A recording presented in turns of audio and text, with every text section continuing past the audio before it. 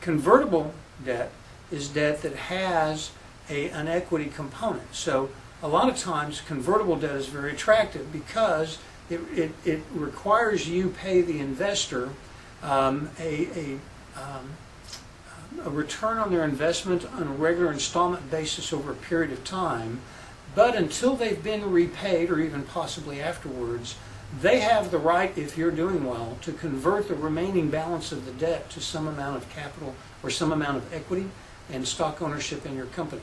Or they may automatically get some stock ownership even though you have to pay everything back.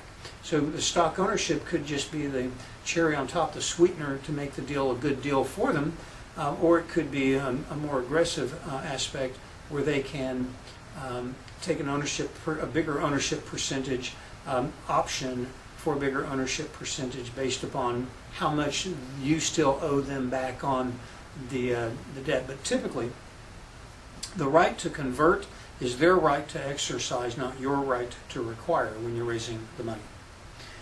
Now let's talk about sources of equity financing. First of all, yourself. Before you start a business, you should save your money because you are the first investor in your business. In fact, if this is the first deal that you're doing, you may very well be the only investor in your business. But even if you're going to get other investors, they're going to ask the question always, how much did you put in? Over what period of time? How much have you put in the business? And they're going to want to know that in the context of two things. One is, how many dollars did you put in? But number two, how many dollars did you have that you put in? In other words, you might have saved $50,000 and you put 10 in the deal.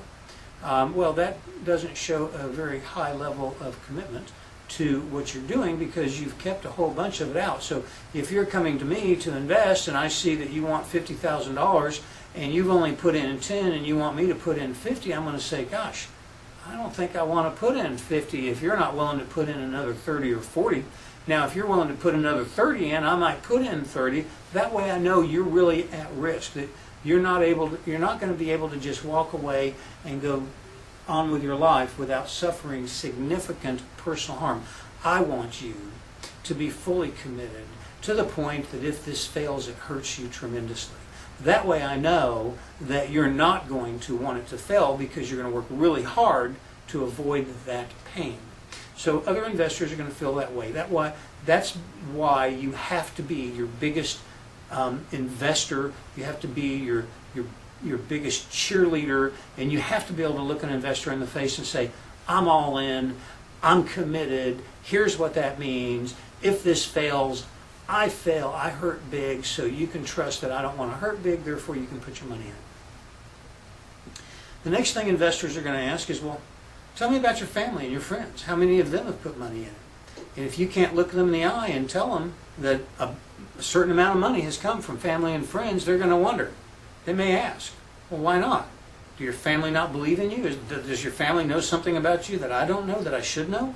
Do your friends know something about you that I don't know, that I should know? Why do you not have family and friends that are willing to put a deal, put money in your deal? So it's a big deal for you to get some amount of money from family and friends put into your deal. Then you can start looking at other investors. Now, I've got crowdsourcing as the next thing on the list. We're going to come back to that because that's actually a more sophisticated thing. But angel investors are your next look.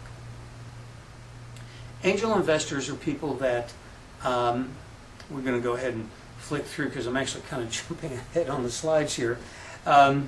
We talked about personal savings, first place that you need to put your money in. So let's go ahead and skip through family and friends. Oh yeah, inherent danger. Make sure that when you take money from family and friends that you don't take so much that you can't go back for Thanksgiving dinner.